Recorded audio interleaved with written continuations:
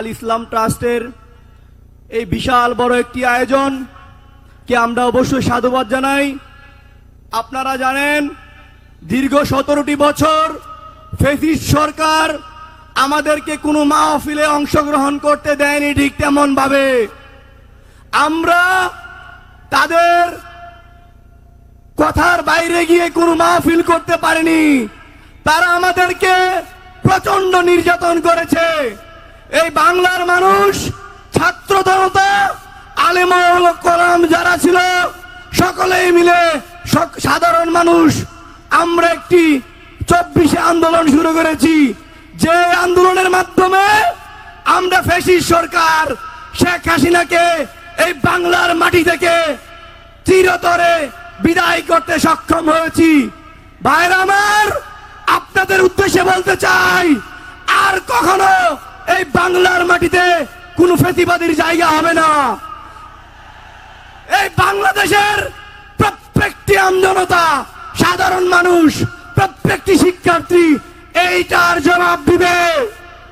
যেই পর্যন্ত আমাদের আহত ভাইদের বিচার না হবে সেই পর্যন্ত আমরা রাজপথে থাকবো ইনশাআল্লাহ। এই খুনিরা কিভাবে এখনো প্রকাশ্যে আমাদের মাঝে ঘুরে বেড়ায়, আমরা এটার তীব্র নিন্দা জানাই। আমরা চাই অতি দ্রুত এদেরকে ফাঁসির কাঠগড়ায় এনে এদেরকে আইন অনুযায়ী শাস্তি দেওয়ার জন্য। ভাইয়েরা আমার, কি অপরাধ করেছিল শাপলা চত্বরে সেই আমার আলেমা ভাইয়েরা, যাদেরকে পাখির মতো গুলি করেছে নির্মম ভাবে। আমরা জানি মানুষ মানুষকে কখনো মারতে পারে না। যারা অমানুষ তারাই শুধু মানুষকে মারে। আমরা সব সময় অন্যায়ের বিরুদ্ধে কথা বলে যাব, ন্যায়ের পক্ষে থাকবো।